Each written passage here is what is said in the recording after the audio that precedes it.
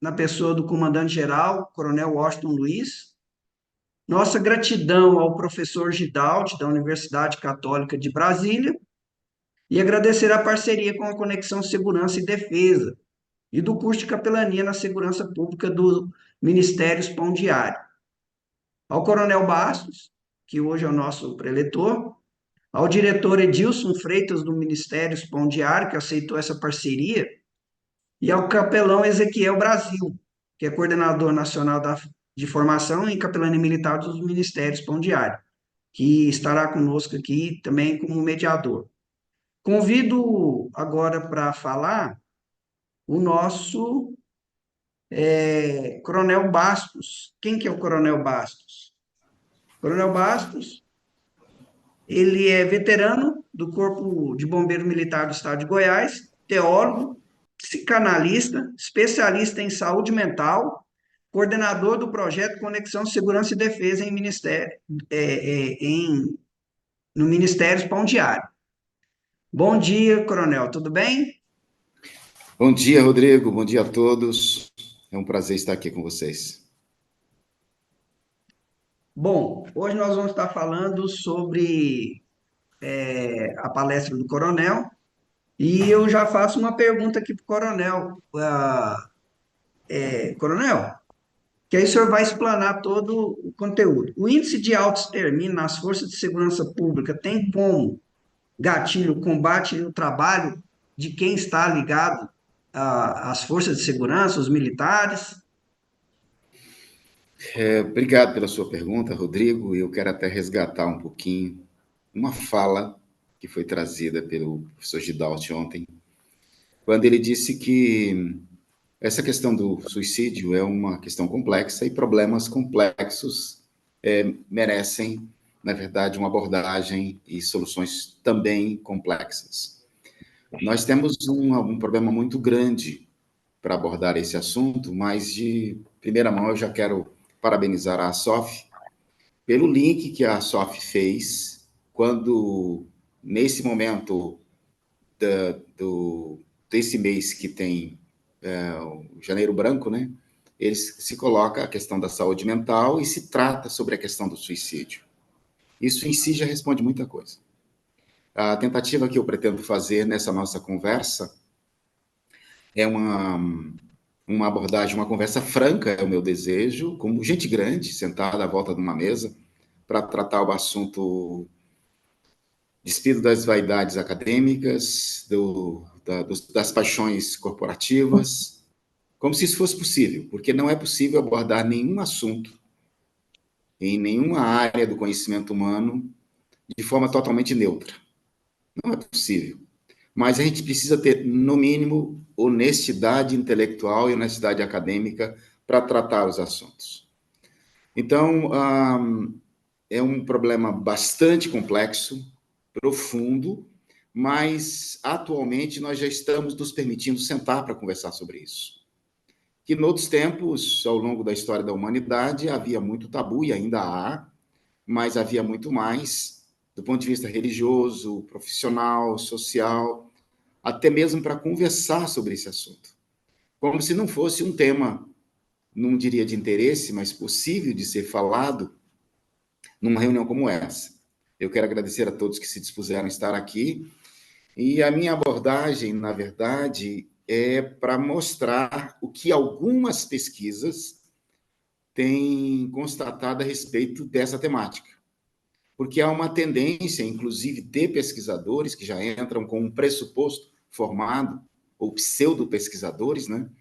O cara já entra com uma opinião tentando provar que a atividade policial, a atividade militar, ou o próprio sistema militar, o sistema policial, ele é o causador de um índice mais elevado de suicídios.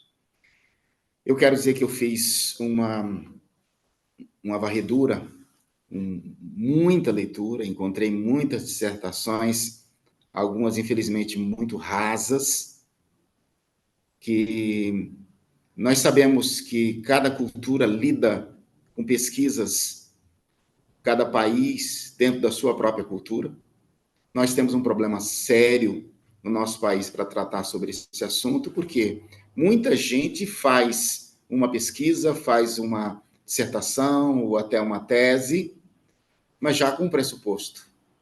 E a pessoa vai escolher os dados para provar aquilo que se acredita por viés ideológico, acredita por convicções ou por interesses políticos ou pragmáticos. Na nossa situação militar, policial militar, a questão de bombeiros, policial de uma maneira geral, nós temos uma visão muito apaixonada das coisas, nós costumamos colocar muita emoção nas coisas e somos levados a ter uma conduta muito pragmática de achar soluções rápidas para os problemas. E nos orgulhamos disso. Não é um orgulho tão bom, mas é dizer assim, alguém pode receber uma missão, faça uma pesquisa sobre isso, que nós precisamos achar um caminho para baixar essas estatísticas. Esse é o caminho mais atravessado que nós podemos ter, e nós temos muito disso. Porque a estatística é, ao mesmo tempo, algo muito bom, mas, por um outro lado, muito perigoso. Porque nós vivemos num mundo de extrema exposição por redes sociais, exposição midiática de uma forma geral, e a imagem ela está muito evidente de que as pessoas lutam pela imagem, não só do ponto de vista individual, como também do ponto de vista corporativo. Então, digamos, um determinado governante ele pode chegar a um comando ou um diretor e falar assim, precisamos baixar essas estatísticas. É diferente de se pensar quais as perguntas corretas nós temos para esses problemas que nós estamos vendo nas estatísticas. E, às vezes, alguém pode perder o cargo, pode ser mudado de função com base nas estatísticas. Nós temos muita pressa. E, com pesquisa, pressa é o atalho para fazer coisa mal feita. Eu já vi dissertações, eu li muito material, que a pessoa faz um questionário, 100 pessoas que não cometeram suicídio, mas perguntam sobre pensamento de morte, desejo de morrer, pensamento de morte, ideação suicida, e aí faz um cruzamento desses dados, um grupo fechado, provavelmente alunos desse suposto pesquisador, e para se obter um título de mestrado, o sujeito, às vezes, tira uma série de conclusões numa pesquisa apressada. Por outro lado, a gente vê em diversas áreas, até mesmo nessa, pessoas que passam 30 anos pesquisando o mesmo assunto. Eu soube essa semana de um pesquisador que passou 60 anos pesquisando um assunto. Parece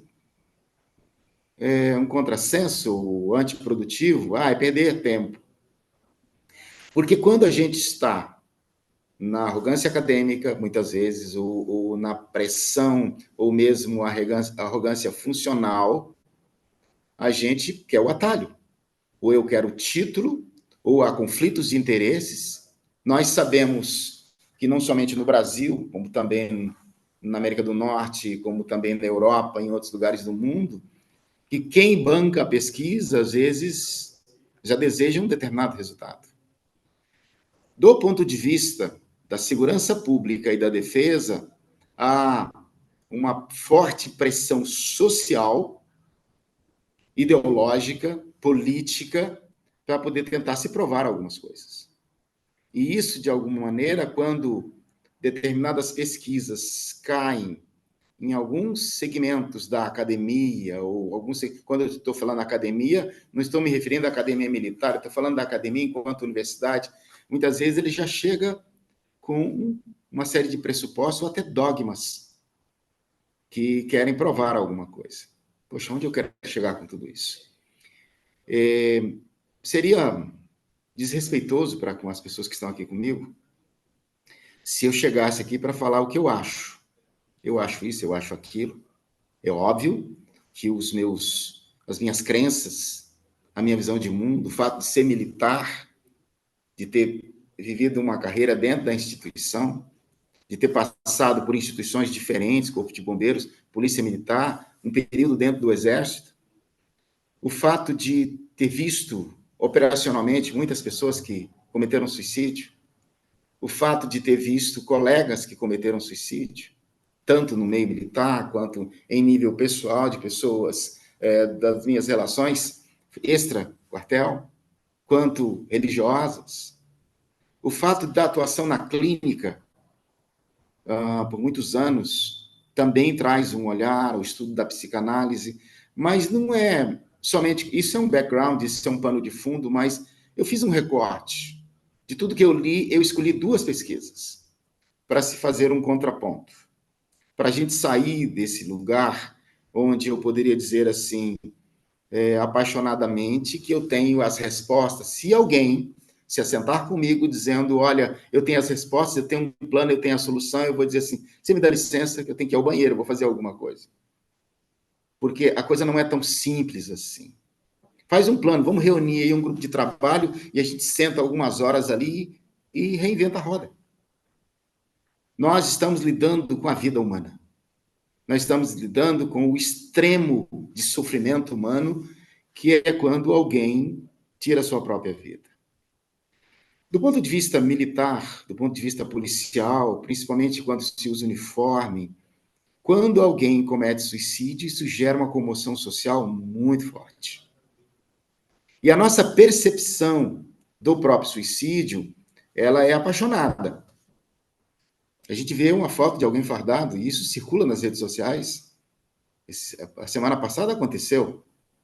O sargento mata a ex-esposa, tira a própria vida e circula nas redes sociais a foto do sargento fardado, caído ao solo, o sangue ali escorrendo. As conclusões que nós tiramos a partir daí, e que as pessoas vão passando para frente, elas não têm respeito com as pesquisas e nem, muitas vezes, com a realidade. Nós precisamos ter um compromisso com a realidade, um compromisso com a análise desses fatos. A própria mídia oficial, ela trata, na minha opinião, de uma maneira inadequada com relação ao problema do suicídio. Há como se diz, uma suposta ética ou um acordo, um cuidado de não se noticiar amplamente a questão do suicídio, dizendo, ah, fulano se suicidou, se são pessoas do povo, pessoas comuns, pessoas, eu quando eu digo comuns, é porque não estão em maior evidência social, que não se possa falar para evitar a imitação, porque há um processo significativo de imitação nas questões do suicídio. Há processos desencadeantes, é um fenômeno também social. Mas quando uma celebridade comete suicídio, como o caso do Robin Williams, ator famoso, a mídia romantiza. Ela coloca como se aquele sujeito sorridente, alegre, feliz, ele estava insatisfeito com a vida, com o sistema, com esse mundo tenebroso que nós vivemos, e ele teve a coragem, ele teve a grandeza de romper com tudo isso. É um ato de rebeldia, o que é mentira. Isso não encontra lugar na reflexão dos psiquiatras, dos psicanalistas e dos psicólogos, de todos aqueles que lidam com esta questão como o extremo do sofrimento. Também, como pano de fundo, nós temos mudanças culturais, onde nós alteramos completamente as relações familiares, estabelecimento de limites, a possibilidade de frustração das pessoas. Nós vivemos um tempo onde adolescentes e jovens principalmente adolescentes e jovens, cada vez mais, têm baixa tolerância à frustração. Em algum momento, os pais tomaram a decisão de não frustrar os seus filhos, de não fazê-los sofrer, de facilitar a vida deles. E essa baixa tolerância à frustração leva a caminhos absurdos. A gente vê o tempo todo, quando a gente toma conhecimento, das pessoas que matam e se matam porque a namorada terminou, porque disse não para ele, porque os pais pensam, vou facilitar a minha vida do meu filho, porque, em última análise, as celebridades, a mídia, as famílias disseram ele precisa ser feliz. E essa felicidade a qualquer custo gera esse pano de fundo. Então, nós temos um olhar equivocado para as estatísticas e para as pesquisas, isso é a minha percepção, e de outras pessoas da mesma área. E eu fiz um recorte aqui de duas pesquisas. Eu vou usar para essa nossa conversa uma pesquisa, na verdade, um artigo da Escola de Saúde do Exército, que foi desenvolvida pelo primeiro-tenente Henrique Ralph de Furtado e a segunda-tenente Fernanda Vieira de Costa Orlandim. E eles fizeram esse artigo com base em materiais produzidos, eles fizeram uma pesquisa bibliográfica, é importante que se especifique a metodologia, de fatos, Estados Unidos, Europa, onde se tem maior número de pesquisas com maior rigor técnico. Não estou desvalorizando a nossa academia, estou fazendo uma constatação daquilo que usei para essa nossa conversa. O outro recorte é uma pesquisa que foi feita no sul do Brasil. O título é Suicídios em uma Organização Policial Militar do Sul do Brasil. Gustavo Clauber Pereira e Amanda Batista Madruga e Edelu Kawahala. Isso foi autorizado pela Polícia Militar de Santa Catarina e foi produzido no Centro Universitário Estácio de Sá, em São José, com uma metodologia totalmente diferente. Embora a amostragem pareça pequena, mas chama a atenção a metodologia pelo fato de terem feito investigação de casos concretos de suicídio num determinado recorte de tempo. Então, com autorização, eles investigaram 14 casos concretos de suicídio num determinado espaço de tempo, como se tinha informações privilegiadas. Vamos pensar bem. Ao mesmo tempo que um comando, uma direção pode se sentir inseguro com a investigação do que está acontecendo com a saúde mental, o estilo de vida, a qualidade de vida dos seus subordinados, como se fosse uma interferência no seu setor. Por um outro lado, nós temos o privilégio, eu diria, institucional, de ter pessoas que fazem uma formação juntos, que passam 30 anos juntos, e depois continuam ligados de uma certa forma, através de associações, ou até dos títulos e da própria condição de veteranos ou de aposentados. É possível, pela ficha médica, é possível, pelos meios que se tem de investigação, tirar conclusões que sejam melhores do que aquelas que circulam pelas redes sociais e pelos achismos da vida aí, né? Então, assim, embora tenha parecido longa essa explanação da primeira pergunta, se são os gatilhos, o que eu quero propor nessa nossa conversa é fazermos uma revisão daquilo que estamos buscando, daquilo que estamos buscando em termos de pesquisas, em termos de resposta, em termos de ações, e eu fujo com veemência das soluções simplistas, porque não é simples. Não há um plano, não há uma ideia que vá resolver isso. Sempre nós vamos conviver com essa situação, mas há casos concretos de redução desses índices, que já posso adiantar que não são diferentes da população em geral.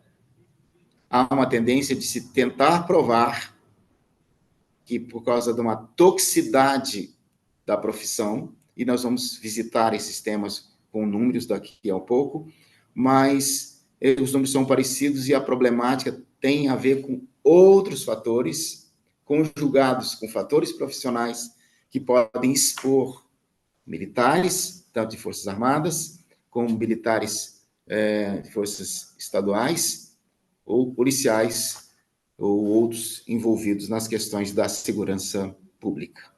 Esse é o pano de fundo para o começo da nossa conversa. Muito bom. Eu quero aqui saudar aqueles que estão entrando. Estou vendo algumas pessoas aqui, capelão Eugênio, o capelão Hudson. Quero pedir para vocês que vocês vão ali no chat e coloquem ali o nome de vocês, a patente, se é militar, se é civil, cidade da onde que está falando, e orientá-los que após a palestra, se você tiver alguma dúvida, você já vai anotando essa dúvida aí, uma pergunta que após a palestra, o encerramento dela, nós vamos estar abrindo para as perguntas, certo, Coronel? Isso Aí, seria interessante, Rodrigo, que eles já fossem colocando no chat, embora a gente não vá responder prontamente para Isso. permitir o fluxo do raciocínio, mas aí vocês podem ir selecionando as perguntas mais relevantes para colocar inicialmente, e depois a gente abre a interação deles próprios falando. Mas, porque senão ele se perde na pergunta. Tem uma ideia, uma dúvida? Coloca já no chat e a gente vai colecionando essas perguntas para o final da exposição. Ótimo. O senhor quer que eu coloque o slide já? Ainda não. Não, Ah, pode colocar o pode primeiro aí, colocar? para nós começarmos a conversar sobre essa temática. E o primeiro recorte que vamos fazer é sobre a questão de suicídio nas Forças Armadas. É interessante que nós temos que pensar que essa problemática ela tem viés diferente em cada um dos seus segmentos, em cada uma das suas culturas. E a primeira pesquisa que faço referência é essa, sobre suicídio nas Forças Armadas, e ela traz algumas conclusões interessantes. Não, não, pode deixar no primeiro isso. Algumas conclusões interessantes, porque foi uma ampla pesquisa bibliográfica de situações Estados Unidos, Europa, e com algumas ações efetivas da Força Aérea Americana, do Exército Americano. A gente pode pensar, mas isso não se aplica a nós. Do ponto de vista de reflexão, se aplica sim. A gente primeiro tem que investigar tudo que já está escrito, para depois a gente se arvorar ou se ousar a fazer determinadas pesquisas de campo para perguntar aquilo que não foi perguntado ainda. E, então, pode passar o próximo. A grande questão Pode colocar o próximo aí para a gente pensar. Há uma observação da Organização Mundial de Saúde, nesse recorte aqui. Alguém pode pensar, mas está desatualizado, é 2015. Nós estamos falando de reflexão. Por isso, não se prenda aos números de forma fria. Se prenda ao que está por trás dos números, como significados. Segundo a Organização Mundial de Saúde, cerca de 800 mil suicídios em todo o mundo no ano de 2015. Segundo as pesquisas mais recentes, e até os números apresentados pelo professor Gidalt ontem, isso não é muito diferente dessa questão da atualidade. Isso é assustador. Isso significa um suicídio a cada 40 segundos. O problema é mais grave, mais abrangente do que a gente possa imaginar. Agora, se a gente observa especificamente a questão dos Estados Unidos da América, mais pessoas nesse período, nesse recorte temporal, tiraram sua própria vida, cometeram suicídio, do que aquelas que foram mortas por outras pessoas ou vítimas de homicídio. Isso é um dado muito relevante. Quando eu falei para vocês da romantização da imprensa, que isso vai acontecer, não temos como fazer uma reunião com eles e nem convencê-los, porque isso é um problema social complexo. Mas aquela questão da extrema exposição das celebridades ou da romantização dos famosos quando se suicidam, por todo o tipo de interesse que tem por trás disso, isso gera uma interpretação equivocada dos números. Isso nos leva, de maneira quase que subliminar, mas às vezes também muito escancarada, direta e explícita, a um pensamento de que o suicídio é uma questão de decisão individual. A pessoa decidiu se suicidar e é uma questão dela.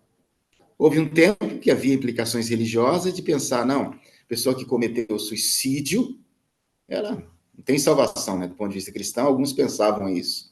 Houve um tempo até que se enterrava em cemitérios separados. Era um pecado imperdoável, que não dava tempo de se arrepender, né? Senão ele teria poupado a sua própria vida. E isso tem mudado muita coisa, a própria abordagem de que o extremo do sofrimento humano não é que a pessoa, em última análise, está decidindo se matar por uma escolha. É um processo de adoecimento mental quando um sujeito não encontra outra saída. Quando alguém, por não encontrar outra saída, por estar com o embotamento da sua percepção da vida, das possíveis alternativas, que ele acredita que não há, ele decide pôr um fim ao seu sofrimento. É claro, é uma visão equivocada, mas é o que a pessoa encontra como caminho. E a gente já vai fazendo alguns recortes, algumas pessoas até organizam a vida, pagam as dívidas, entregam coisas de valor para as pessoas queridas, escrevem cartas, orientam pessoas próximas. Eu me lembro de um caso que eu acompanhei, de um homem que ele era centralizador das finanças, de toda a administração da casa, a esposa era muito dependente, mas um dia ele começa a organizar tudo, paga as dívidas, organiza tudo, entrega as senhas, treina a esposa para cuidar das finanças. Ele faz um mapa indicando onde o corpo seria encontrado, ele liga para a polícia avisando que tem um corpo em tal lugar, ele tira a sua própria vida. Eu conheci esse homem, era uma pessoa que eu conhecia a história. E eu sei que, na verdade, ele se arrastava com um problema de um transtorno depressivo maior, uma depressão há muitos anos. Muitos anos. Com altos e baixos. E quando a gente fala isso, a gente já traz um pouquinho um assunto que vem a seguir, que é a questão do transtorno bipolar, que é o que vai confundir a maioria das pessoas na interpretação do suicídio. Quando fala em transtorno bipolar, popularmente se pensa que é aquela pessoa difícil de se lidar, duas caras. Isso é a linguagem popular. Do ponto de vista técnico, do ponto de vista do Manual de Diagnóstico e Estatística da Associação de Psiquiatria Americana, o do próprio CID-10, o transtorno bipolar, ele tem a ver, toda a literatura médica nesse assunto, são episódios de euforia, ou de mania, que vão durar, às vezes, umas 2 semanas. A pessoa está alegre, sorridente, ativa, trabalhando, produzindo muito, seguida de um período de depressão. Então, é esse período de euforia, um ciclo de depressão. Outro ciclo de euforia, outro ciclo de depressão. Nesse vai e vem, a pessoa vai para o fundo do poço, quando começa a melhorar um pouco, ela tem forças para tirar a própria vida, porque não vê alternativa. Quem olha de fora, e principalmente nas redes sociais, que abro um parênteses aqui, que é uma desgraça nessa situação, porque se olhar todas as fotos, sorrisos, viagens, jantares, amores, tanta coisa perfeita, aquele mundo perfeito não existe. O processo de adoecimento mental, principalmente dos influenciadores digitais, as pessoas estão se expondo muito, angustiadas pelos likes, ou mesmo as pessoas comuns do dia a dia, estão medindo quantos seguidores têm, estão medindo quanto tempo as pessoas levam para responder, somada com a baixa tolerância à frustração, nos leva a entender um pouco essa dinâmica. Mas nós estamos falando de militares, nós estamos falando de forças armadas, o caldo é o mesmo. Pode passar o slide seguinte, para a gente continuar essa reflexão, que nos ajuda a entender o que é que está por trás dessa questão da tentativa de se tirar a vida ou a tentativa do suicídio. Eu vou fazer algumas citações para que a gente possa entender, pelo menos a partir desse ponto de vista, desses pesquisadores. Vocês vão perceber que no rodapé do slide, que ele pode ser disponibilizado para vocês depois, tem quem fez a citação através de pesquisa científica e quando fez essa citação. Essa citação segunda, de 2005, é de Marron. Ele diz assim: a ocupação acaba por influenciar num método, mas não é necessariamente o fator de risco geral ao suicídio. Quando alguém dá um tiro na cabeça, isso torna-se muito chocante, torna-se muito evidente. Talvez um pouco diferente que se a pessoa tomar um monte de medicamentos e ninguém nem vê um sinal. A própria família pode esconder dos conhecidos as causas do suicídio, dizendo que a pessoa estava doente, ou quantas vezes a gente vê na imprensa o abuso de substâncias até ilegais, que aquilo é ocultado por uma série de outras desculpas. No caso dos militares, a ocupação influencia mais no método do que no gatilho. No gatilho que eu disse, não da arma, no gatilho do fato de tirar a própria vida.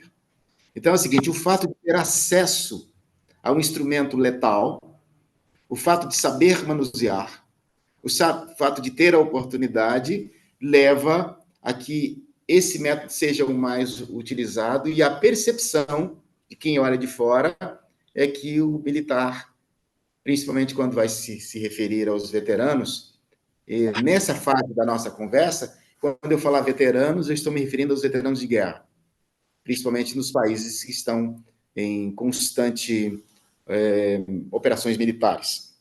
Então, esse é um dado relevante. Influencia mais no método do que na quantidade e mais no método do que no motivo. Podemos passar um pouco mais? Pode seguir aí.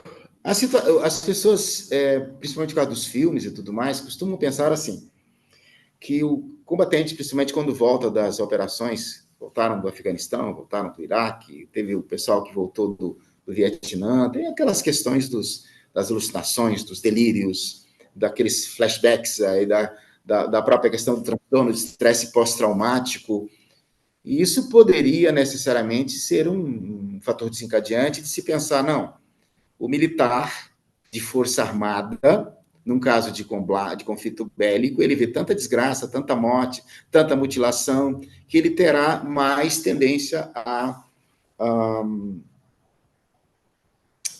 cometer o suicídio. E do ponto de vista policial militar, vamos pensar no Brasil em si, ou mesmo de bombeiros.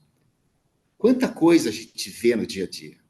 Quanto sangue, quanta morte, quantos cadáveres, quanta coisa. Alguém pode dizer assim, é óbvio que o cara vai estar com mais condições ou mais propenso a cometer o suicídio. Alguns estudos que foram feitos, avaliações psicanalíticas, processo de regressão com veteranos, conseguiram constatar que o combate em si não demonstrou contribuir exclusivamente. É óbvio que em um caso ou outro, isso vai ser um fator importante, mas algumas predisposições até genéticas para transtornos mentais, as próprias crenças formadas desse sujeito desde a infância, a própria visão de mundo vão permitir que esse sujeito possa cometer suicídio, e a gente tem que ter um outro olhar que é muito simplista. Não, o cara voltou da guerra, o cara tá maluco, ele tá doidão porque ele viu muita coisa e ele se matou porque não aguentou isso.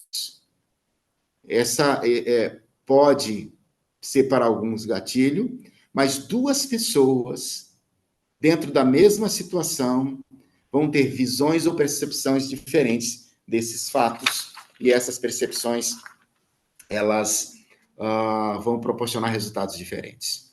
Pode passar o próximo.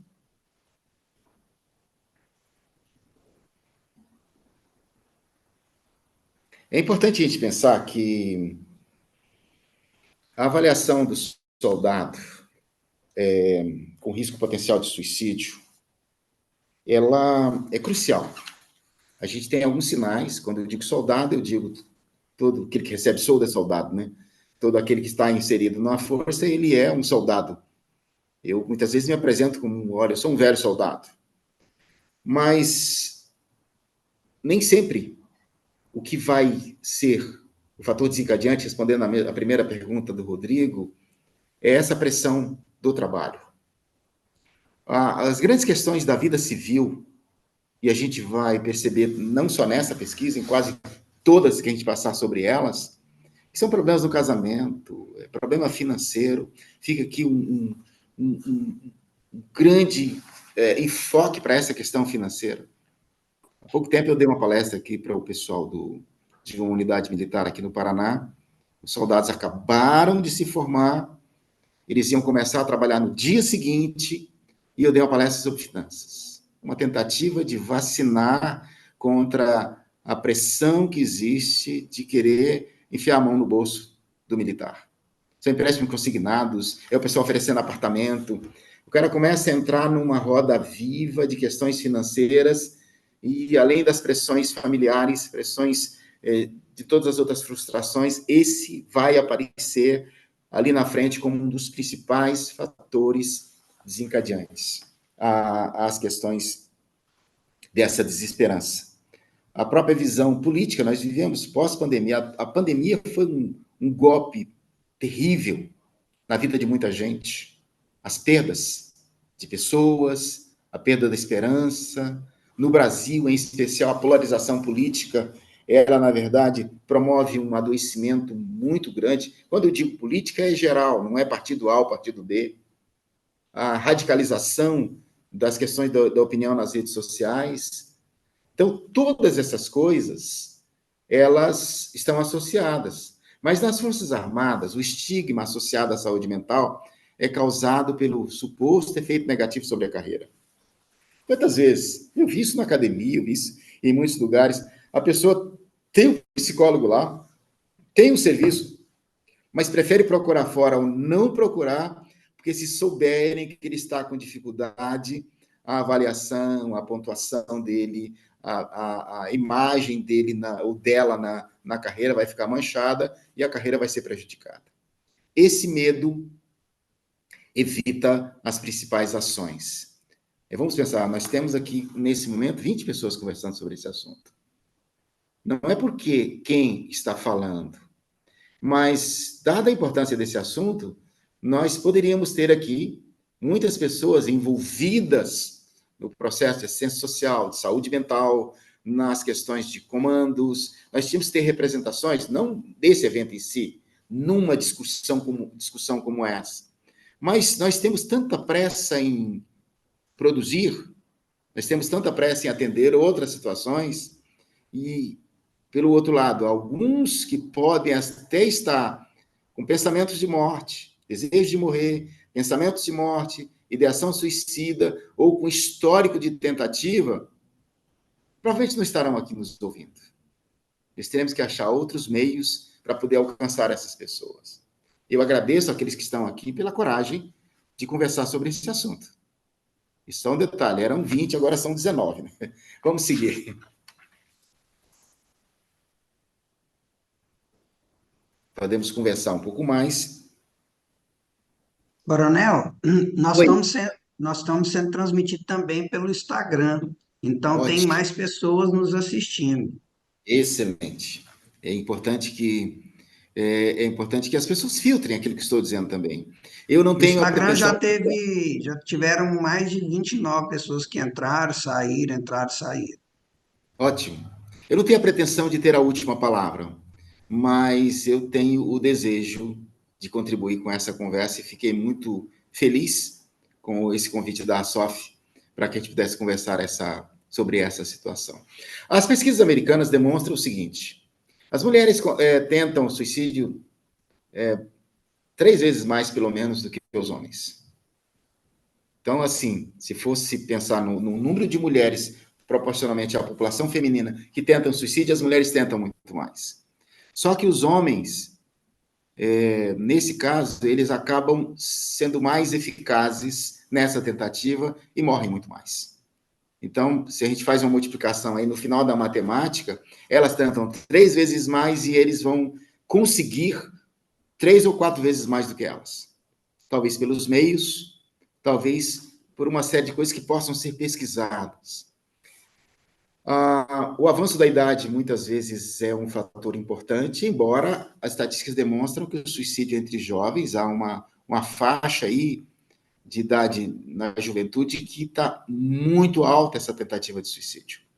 Até pela baixa tolerância à frustração, a falta de perspectiva.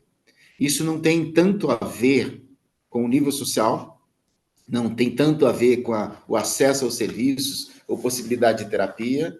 Isso tem muito a ver com crenças, repito, nesse momento não estou falando de crenças religiosas, crenças para a vida. São crenças de como eu enxergo a vida. Então, esse é um dado importante que eu queria passar sobre ele, mas eu preciso avançar, a gente tem muito material para poder conversar sobre. Outro fator importante que a gente tem que pensar, além dessa questão, é sobre a questão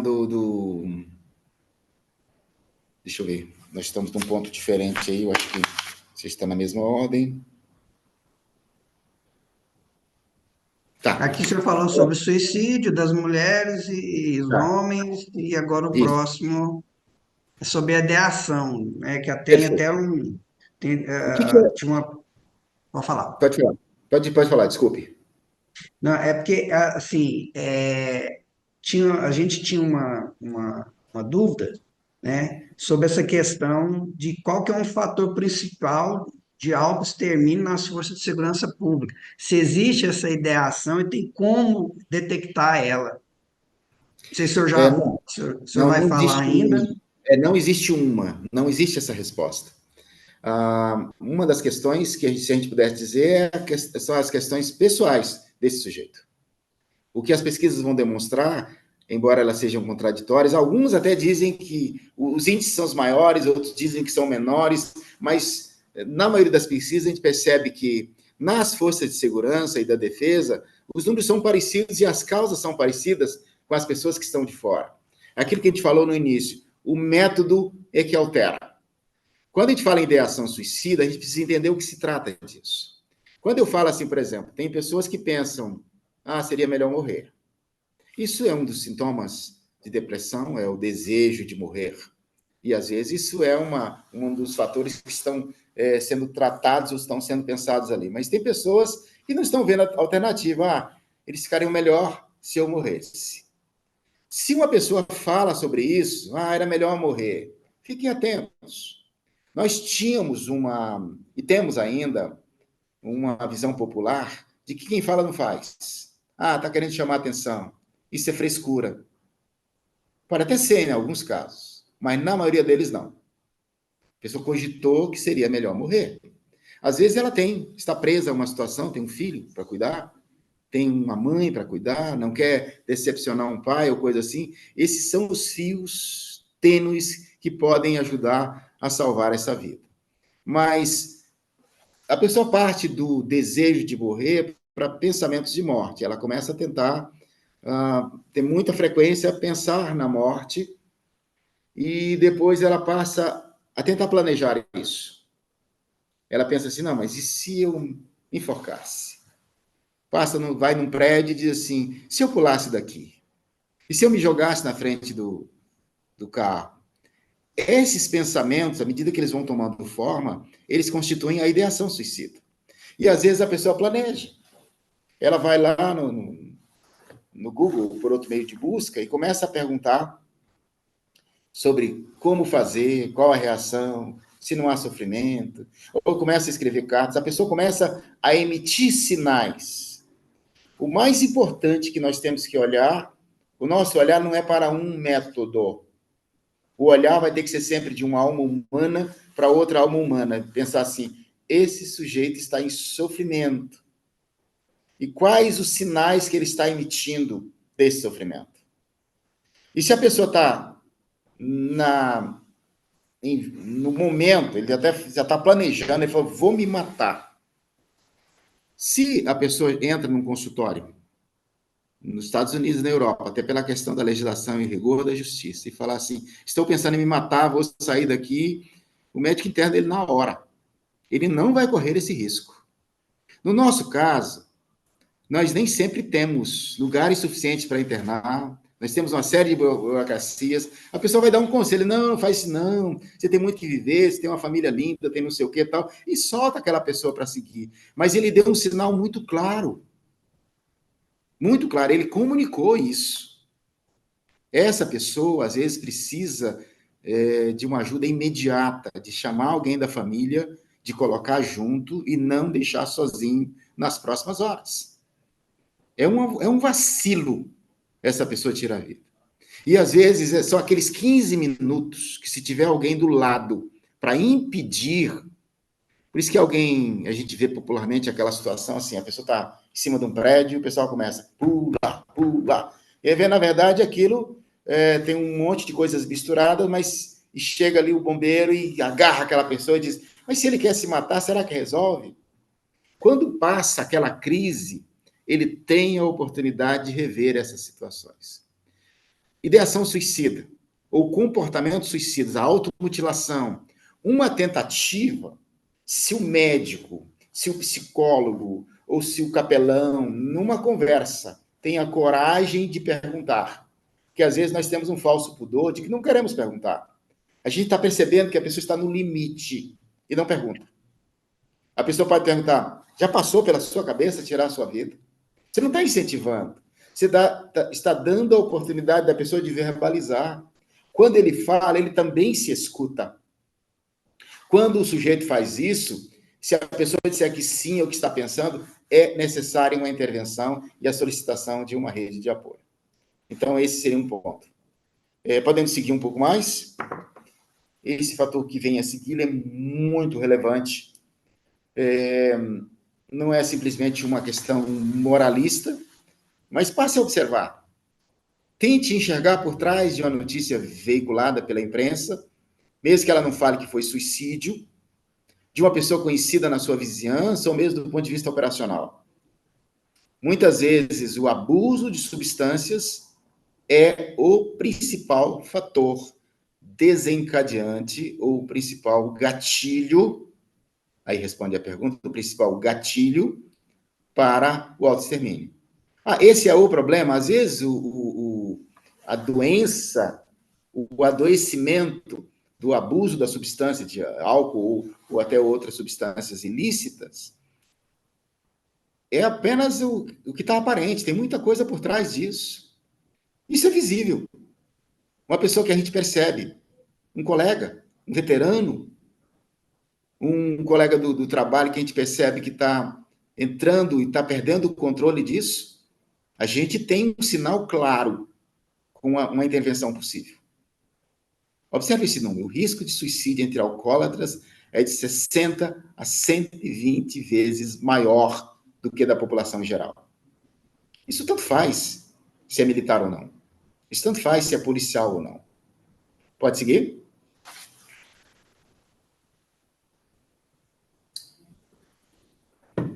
Aqui vai um fato interessante. Isso não é o que eu acho. É difícil ter total isenção ou neutralidade. Alguém pode dizer assim: eu sou pastor. Pode dizer assim: você é pastor, por isso está dizendo isso. Eu estou me referindo a uma pesquisa que foi feita em 2005 e um dos fatores encontrados foi esse.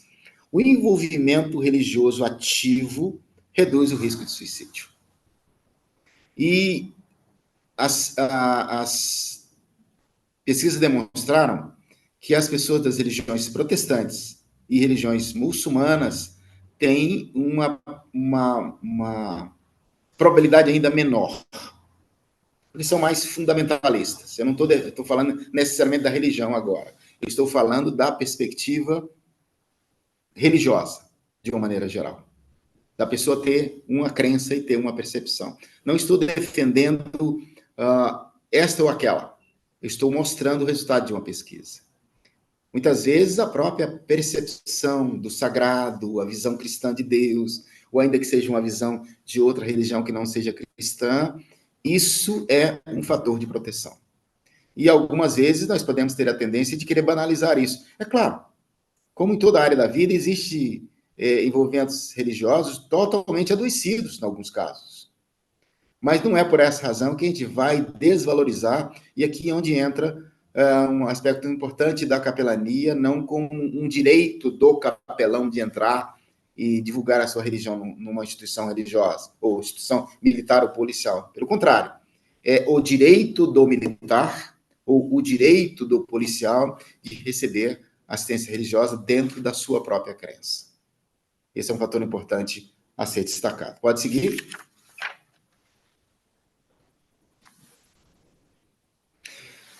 Alguns estudos no Canadá, por isso que a gente está pegando um pouco daqui, um pouco dali, como resultado, até agora eu estou transitando nesse artigo da Escola de Saúde do Exército que eu mencionei inicialmente.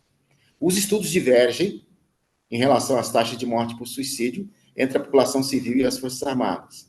Mas, se a gente, com honestidade, olha para todos os dados e tenta enxergar o que está por trás de algumas pesquisas, a gente vai perceber que os números são parecidos. Os números são parecidos e os problemas, na maioria das vezes, são os mesmos. Eu vou até tomar emprestado aqui uma expressão do Ariano Suassuna. Não sei quantos já viram a figuraça que é Ariano Suassuna nos vídeos que circula dele ainda. E ele disse uma coisa uma vez que me impactou muito, que ele diz assim, os otimistas são tolos. Porque tem gente que acha, vamos resolver, agora nós vamos achar tal solução, vamos fazer isso e aquilo, vamos montar um grupo, vamos treinar pessoas. São medidas importantes, não estou desvalorizando. Mas a gente vai resolver, a gente vai zerar isso. Já outro diz, não tem jeito, não adianta fazer nada. Ele diz, os pessimistas são chatos. Ele diz, prefiro ser realista e esperançoso. O meu olhar para as pesquisas é numa tentativa de ser o mais realista possível, de forma a ter esperança. A minha fala, no dia de hoje, com vocês, é muito mais no desejo de trazer esperança para o possível, mas e nos vacinar também das soluções fáceis e dos atalhos fantasiosos. Né? Pode seguir? Coronel Bastos, antes eu posso aqui apresentar algumas pessoas que estão presentes, como Por favor. a Lílina Vilarinho, ela é neuropsicopedagoga, está presente conosco. A Ângela Mota é assistente social da Polícia Federal de Goiás. A Anderson de São Paulo é militar. Tem um diácono Rodolfo, que é da CABS, Sejusp, no Mato Grosso do Sul. Sargento da Polícia Militar, teólogo e pós-graduado em saúde mental. Sejam Ótimo. bem-vindos. Muito obrigado pelo privilégio que eu tenho de falar a vocês. Uma saudação a todos. Obrigado mesmo por estar tomando esse tempo para a gente conversar a esse respeito. Pode Obrigado, passar Wilson. para o próximo, né?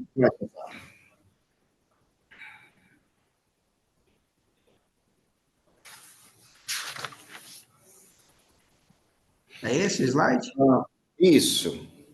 É importante a gente olhar para as questões das estatísticas nas Forças Armadas e entender assim que o momento da entrada nas Forças Armadas ou nas Forças Policiais ele tem que ser visto com muita cautela. Porque o próprio histórico da pessoa, histórico de saúde, não é uma questão de privar o sujeito de entrar num serviço público, de ter os privilégios de uma carreira, com base em alguma coisa que a gente acha. Mas naquele momento em que se percebe que, logo de cara, aquele perfil psicológico, algumas pesquisas, inclusive genéticas, já podem ser feitas, o testes psicotécnicos, avaliação psicológica profunda, é possível nos ajudar não só na prevenção, como na intervenção precoce e salvar muitas vidas. Então, que a taxa de suicídios ela é tanto maior quanto também for maior a prevalência de transtornos mentais. É por isso que eu parabenizei a SOF logo de cara por ter associado esse mês de reflexão da saúde mental com o tema suicídio, que não é um problema organizacional simplesmente. Não é um problema somente de políticas públicas, passa por aí também, mas é um problema eminentemente de saúde mental. Podemos seguir? Existem algumas abordagens possíveis, segundo esse artigo da Escola de Saúde do Exército. Existem as abordagens universais. O que seria isso? É aquela abordagem que é para todos. Toda a nossa conversa, estou mencionando aqui que os problemas são parecidos. De uma certa medida, são os mesmos. Observa as notícias, passa a ter esse olhar, se é que ainda não tem, eu acredito que já tenha, sobre aquilo que você tem, que chega a você como uma informação, que obviamente é a ponta do iceberg, e tem muita distorção, filtra. Mas perceba, fulano tirou a própria vida. O que rolou por aí de informação? Ele tinha terminado um relacionamento, ele estava endividado, ou tinha uma doença grave, ou teve um problema. E aí começa a verificar, não há uma razão ou uma causa, dizer essa causa nós podemos associar a esse problema. Não. para aquele sujeito, aquela situação foi um fator desencadeante. As mesmas medidas que forem adotadas para todas as pessoas, em todos os tipos de ocupação, em todos os lugares do mundo, respeitadas as proporções, poderão e deverão ser usadas nas Forças Armadas e nas Forças Policiais. Já está assistindo aí, já. Beleza. Agora, oi? Tem alguém com o microfone aberto aí? Parece, não. É possível Isso, vocês fechou. mutarem. Isso. Fechou. Ok. Mas há algumas abordagens de prevenção que são seletivas. Eu posso perceber que um determinado grupo tem um nível maior de exposição a determinadas circunstâncias. Vamos pensar nesse caso de Forças Armadas, os combatentes que acabaram de voltar do fronte, ou os veteranos que têm algumas situações sociais importantes, pós-guerra e tudo mais. Então, essas abordagens elas podem ser seletivas. Mas há outra abordagem que elas são indicadas.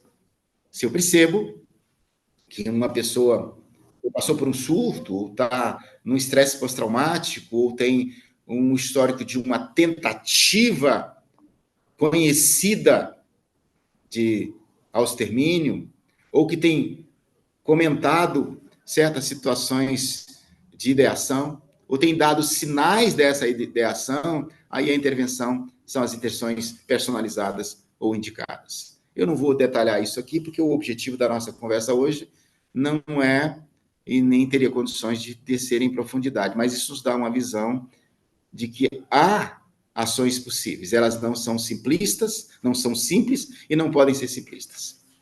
Vamos seguir. Temos muita coisa ainda e eu espero contar um pouquinho mais com a paciência de vocês. Um estudo de caso na Força Aérea Americana, com algumas intervenções precoces, produziram resultados fantásticos. Depois a gente pode até divulgar o link dessas pesquisas para que vocês possam ter acesso. Num primeiro momento, vocês tendo acesso a esse PowerPoint, vocês já podem buscar essas referências e vão ter mais informações. Mas os comandos precisam ser treinados. Por isso que eu falei assim, nós precisávamos ter pessoas, tomadoras de decisão, gestores. Por quê? Muitas vezes não é que a própria instituição ela causa o problema, mas ela pode abordar o problema de frente. Porque alguém com ideação suicida, muitas vezes procura uma pessoa de destaque, um comandante, um diretor, um chefe, e emite sinais claros para ele, numa conversa que aparentemente não faz sentido, mas esse sujeito, ele quer, de alguma maneira, como quase que uma última cartada, falar com alguém que possa tomar algum tipo de decisão. Emite sinais contraditórios, mas é possível perceber que há alguma coisa grave que está errada. Treinar os profissionais da saúde, por mais que isso pareça óbvio, mas treinamentos constantes é até mais importante do que tentar inventar a roda com outras situações. A pessoa entra no consultório, seja o cardiologista, seja o ortopedista, porque, infelizmente, nós temos uma esquizofrenia no atendimento de saúde, às vezes, uma clivagem aí, onde, se o paciente é da ortopedia, o pessoal só olha os aspectos ortopédicos, ou de trauma. O outro só olha o coração. E o paciente da psiquiatria, às vezes, tem um problema renal grave, um problema cardíaco, mas o psiquiatra não trata isso.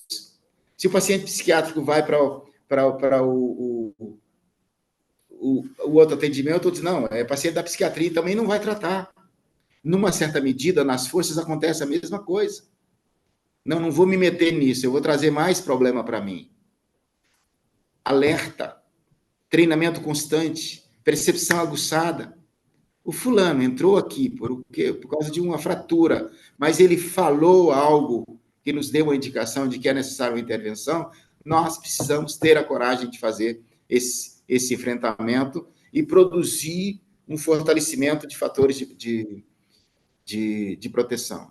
E a participação de todo o contingente. No caso desse trabalho na Força Aérea Americana, 80% do contingente foi alcançado no sentido com palestras, porque quando eu conheço determinado assunto, quando eu tenho informação para identificar em mim ou no outro, eu tenho melhores ou maiores possibilidades de me proteger. Porque conhecimento organizado é recurso. Então, nós precisamos ter coragem de conversar sobre isso o tempo todo. Não o tempo todo, mas à medida que esse assunto couber nas nossas conversas. Podemos seguir.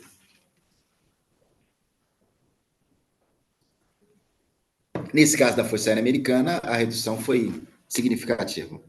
Eu temo, muitas vezes, estatísticas quando os números são muito fortes, até por uma questão de prudência, porque, às vezes, isso envolve interesses. Mas é possível a gente perceber que houve resultado palpável. E o estudo de casos, situações paralelas, nos leva a entender que trabalhos de longo prazo, trabalhos bem feitos, eles podem ser efetivos. Não dá para ter a ilusão de alguém bater na mesa e dizer, vamos zerar aqui, isso não vai acontecer na nossa força. Isso é bom.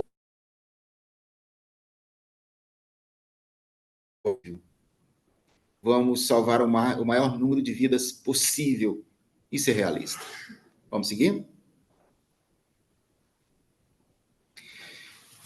Nós terminamos assim, eu sei que nós já avançamos demais no tempo, mas eu queria fazer esse outro recorte aqui. Aquela primeira situação, eu falei sobre Forças Armadas, o olhar foi muito para fora do país, e a gente pode se sentir assim, até meio assim, então, quando vai chegar a falar da gente? Deixei de propósito para o final um estudo de caso da Polícia Militar de Santa Catarina, que é uma situação específica de uma força de segurança pública do Brasil, que me chamou a atenção de tudo que eu li muita coisa para a gente ter essa conversa. Me chamou a atenção pelo método da pesquisa. Me gerou muito respeito. Alguém, às vezes, pode desavisadamente dizer assim, uma pena que o morto não fala, né? Se ele falasse, a gente iria fazer uma entrevista com ele. Alguém até, numa dessas pesquisas sobre suicídio, falou assim, nós temos que pesquisar com quem está vivo, porque quem já morreu não vai poder nos contar o que aconteceu. Uma certa medida está errado. Porque quem trabalha com investigação, com perícia, com autópsia, sabe que o cadáver fala, e fala muito. Então, a estratégia usada por esse pessoal que fez a pesquisa em Santa Catarina, eu achei fantástico. A gente pode olhar para esse número e falar assim, mas esse número não diz nada, são apenas 14. Eles escolheram um recorte temporal de 2012 a 2016 e decidiram investigar, numa espécie de necrópsia psicológica, 14 casos de policiais que se suicidaram. Eu trago de volta aquilo que falei no início, pesquisa, dissertações de mestrado que eu li, e faz um questionário, distribui por um grupo qualquer, que não tem uma amostragem suficiente, de ninguém que teve nem tentativa, e tira uma série de conclusões. Nesse caso aqui, foi feita uma investigação com base nas fichas desses militares, com base ficha de comportamento, ficha médica, debruçou-se sobre isso. Vamos tentar entender esses 14 casos. Eles podem ser extrapolados para qualquer situação? Não.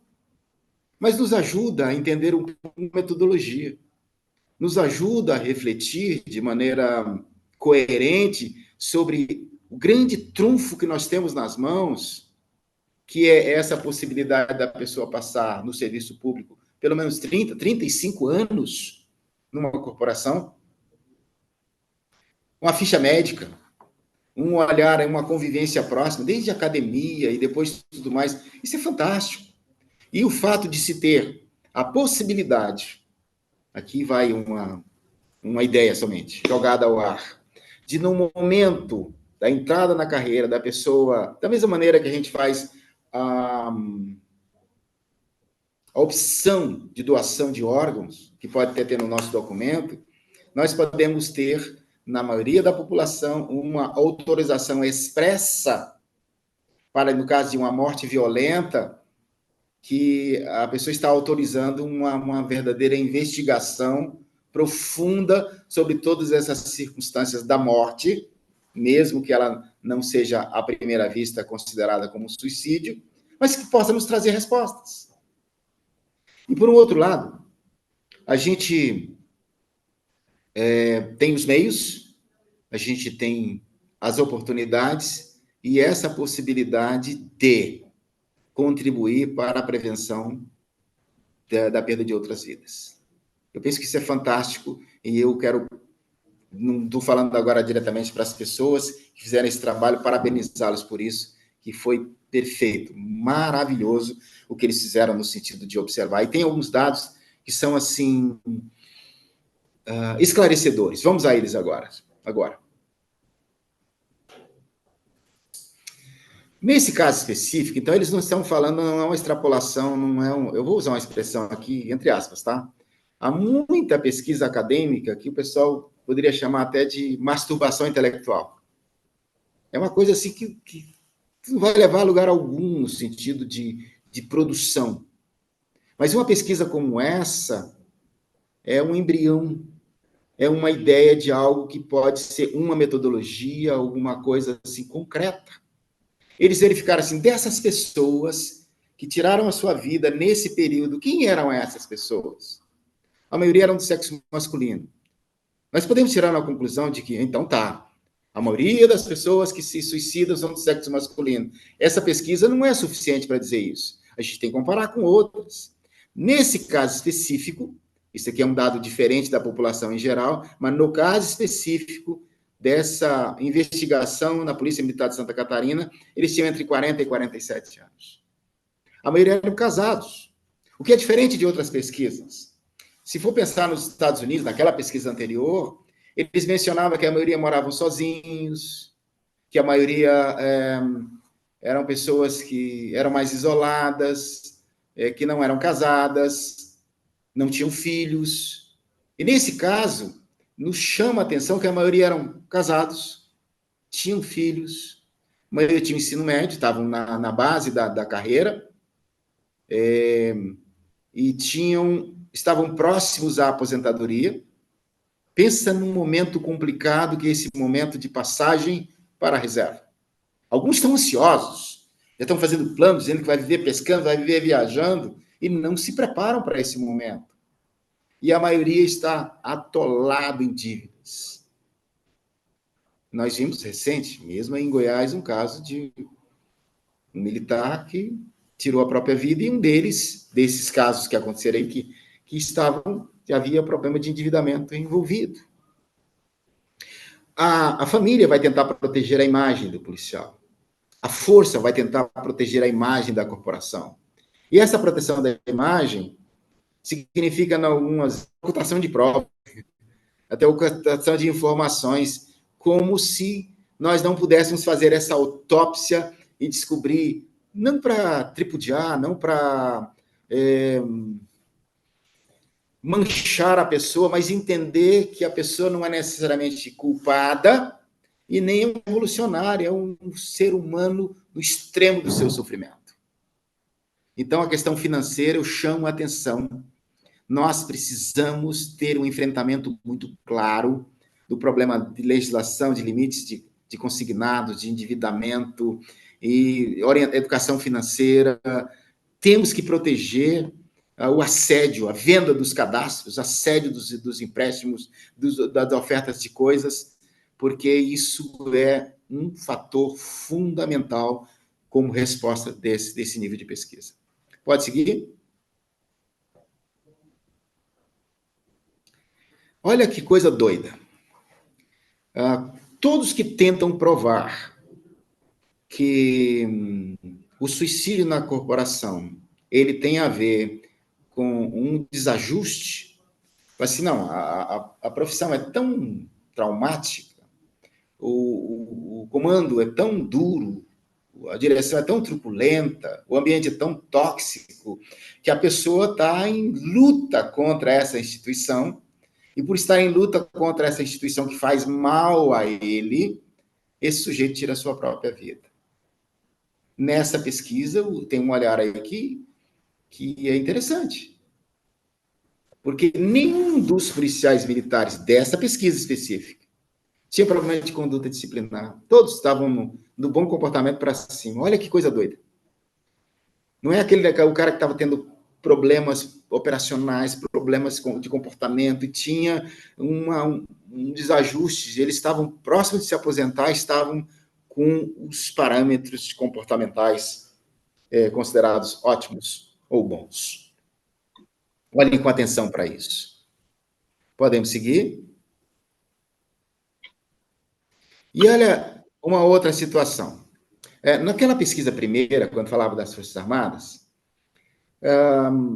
os casos de suicídio, tanto no exterior quanto no Brasil, acontecem normalmente nas Forças Armadas, falando resultado de pesquisas. Quando a pessoa acabou de entrar de serviço e tem acesso à arma, logo no início do trabalho, ele faz ali as primeiras atividades e logo em seguida tira a sua própria vida, porque ele tem a oportunidade, ele tem o recurso e ele já está vindo de uma outra situação de fora, que pode, na verdade, ter um caldo aí que vai dar as motivações desse sujeito. Nesse caso específico dessa pesquisa feita na Polícia Militar de Santa Catarina, 42,86% dos militares, eles tiraram a sua vida na sua própria residência. Outros, um número bem menor, no local de trabalho. Um número maior do que no local de trabalho foi no próprio veículo. Então, a gente tem que ter um olhar, eu estou fazendo esse olhar aqui muito dentro desse viés psicanalítico, de perceber que são sinais, isso são comunicados, isso são, na verdade, a pessoa está emitindo um sinal para quem fica. No caso da arma, o policial em geral, a arma é muito mais do que um meio, ela é um símbolo da autoridade, ela é um símbolo daquilo que ele faz. Isso também tem um comunicado. Pode seguir? Esse é o caso, nós percebemos 35,71% dessa pesquisa foi por arma de fogo, 28,57% por enforcamento. Tudo isso tem significados subjetivos que não é o caso a gente achar que a gente pode extrapolar essas ideias nesse momento. Mas o que eu quero dizer a vocês é símbolo de autoridade e poder. O militar ou o policial tem fácil acesso e ele sabe como fazer. E vamos imaginar que alguém está planejando um autoextermínio, ele não quer sentir dor, ele não quer sofrer, e ele pode, pela sua capacitação técnica, entender pelo aquilo que já viu ao longo da vida, que aparentemente é um atalho, um meio mais fácil de se obter o resultado desejado com menos sofrimento. Repito, quem tira a sua própria vida não deseja morrer. Quem tira a sua própria vida deseja fugir da dor ou do sofrimento. Vamos mais? Os casos de suicídio, nesse caso já foi mencionado lá atrás, isso não quer dizer, isso não é uma crítica, não é uma coisa que a gente possa dizer assim, uma discriminação. Nessa pesquisa, os casos de suicídio predominaram nas graduações mais baixas das carreiras militares.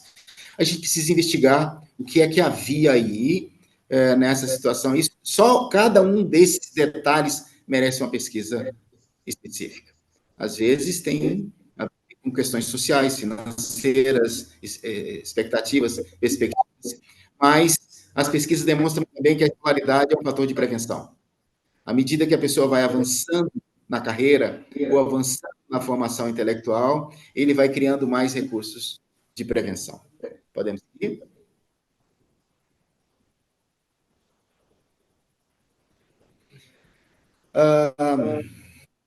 Aqui vai uma estratégia. O tratamento de pessoas que já tentaram se suicidar é uma estratégia indispensável para evitar o futuro autoextermínio. A probabilidade aumenta significativamente quando a pessoa já tentou. E esse registro não é para discriminar, não é para atrapalhar a carreira.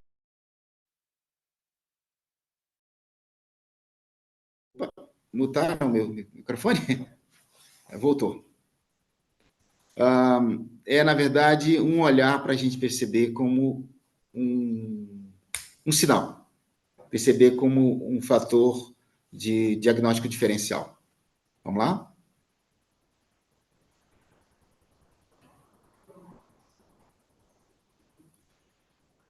Então, as fontes que foram usadas foram essas, que eu já disse para vocês podem pesquisar com essas referências aí.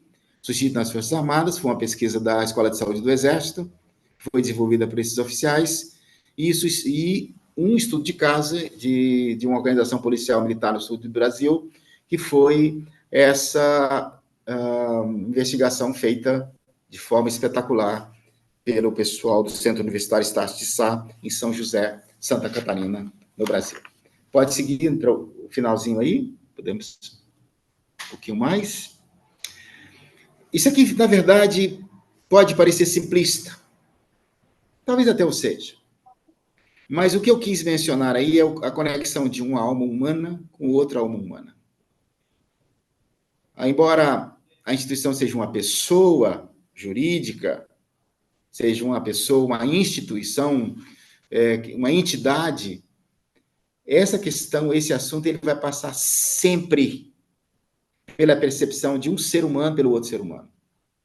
Se alguém entrar no consultório do psiquiatra, numa instituição, ele olhar ali o sargento, o tenente, o capitão, olhar o militar, olhar a doença, a enfermidade, o transtorno, ele perdeu de vista o verdadeiro chamado dele. Mas se ele olhar uma alma humana que pode estar em sofrimento, ele encontrou um caminho.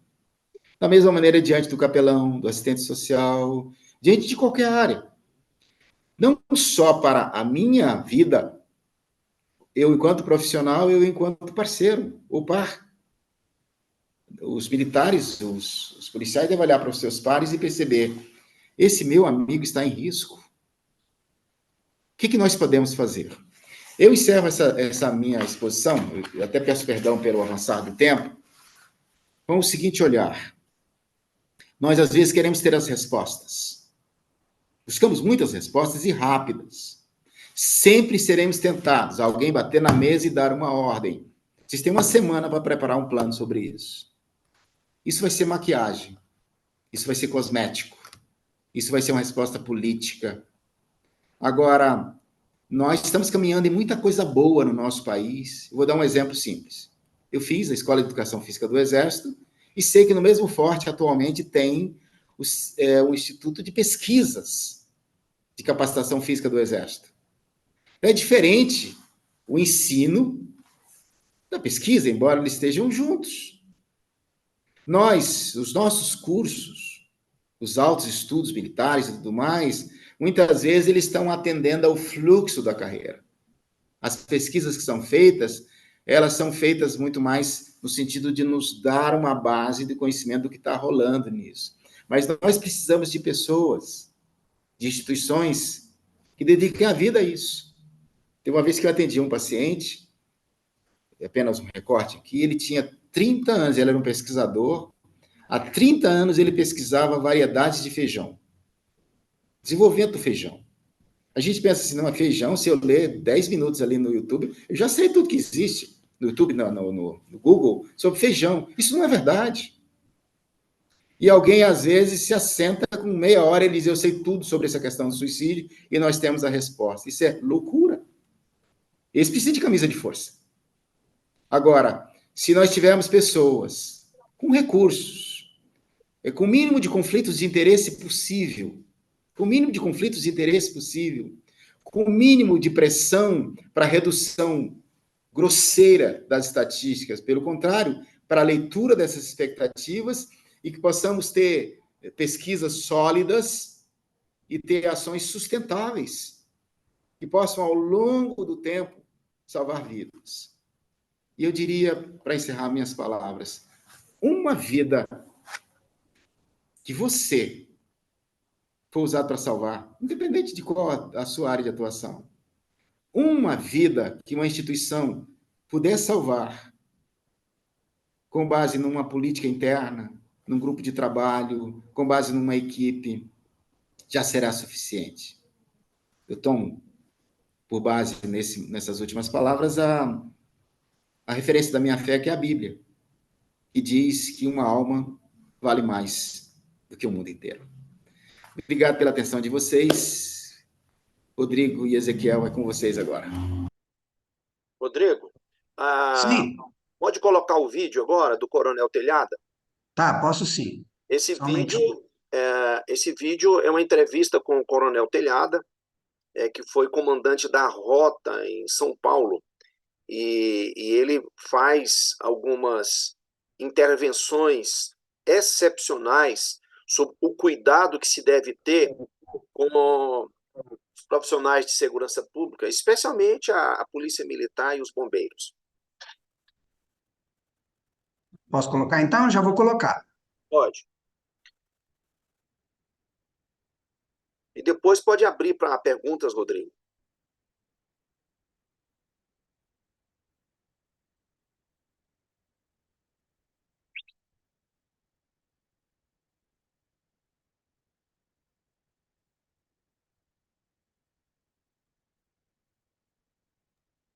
Estava funcionando? Passou ou não passou Não, nada? não, está congelado, não está passando não. Ué, então peraí.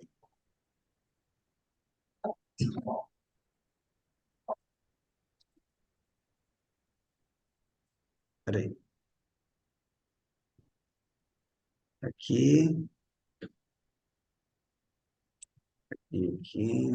aqui, aqui.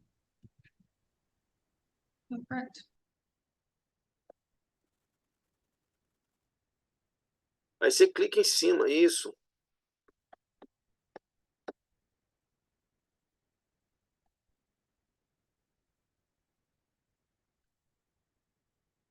Eu convido os participantes a deixarem aí no chat as suas considerações sobre a palestra do dia de hoje.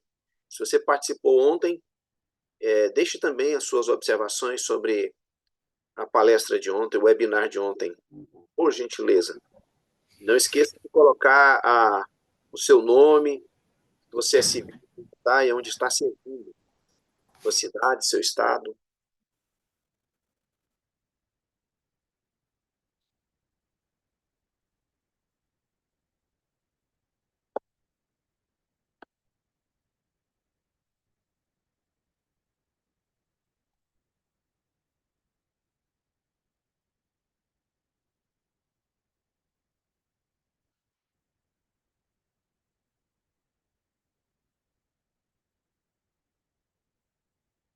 Você clicou em cima, Rodrigo, do vídeo? Ah, o vídeo está passando aqui como se tivesse normal, mas não está aparecendo para vocês. Esse Você deveria. baixou no. Ele tem que estar baixado aí no seu. Ah, está baixado aqui, está passando normal aqui, só que fala. Você consegue ver aqui para mim, por favor? Só um momentinho que o nosso MacGyver, para os antigos aí, o MacGyver chegou.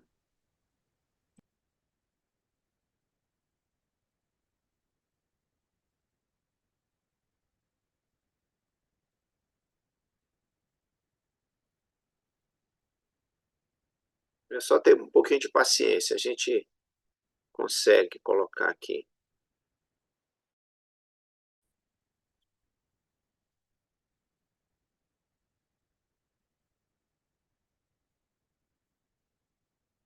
Ou mais tarde, todo mundo paga. Então, façam a coisa certa e cuidem da vida de família de vocês. Porque é uma vez só, quando a gente estiver no leito de morte lá, quem vai estar do lado da gente é a família, viu? Não é Isso. o Magalhães era Abra o som. Tá sem som. triste porque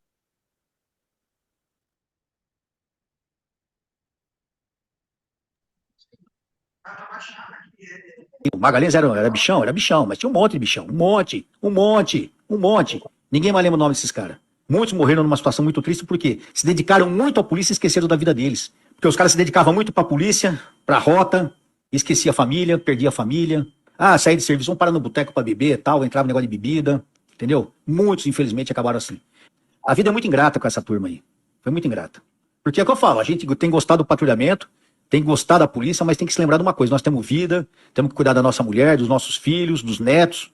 Nós temos uma alma para prestar conta, temos que ter uma religião, entendeu? Muita gente esquece disso e lá na frente vai pagar. Todo mundo paga o preço, gente. Todo mundo paga o preço. Mais cedo ou mais tarde, todo mundo paga. Então, façam a coisa certa e cuidem da vida de família de vocês. Porque é uma vez só, quando a gente estiver no leito de morte lá, quem vai estar do lado da gente é a família, viu? Não é gandaia, não é esquema, não é família. Então eu sempre pego no pé da turma nesse aspecto. Eu não tô falando porque eu tô inventando. Eu vi esses caras acabar na pior maneira possível. Tem coisa que eu não queria falar aqui, porque eu não devo falar, porque eu até respeito essas pessoas que já se foram, entendeu?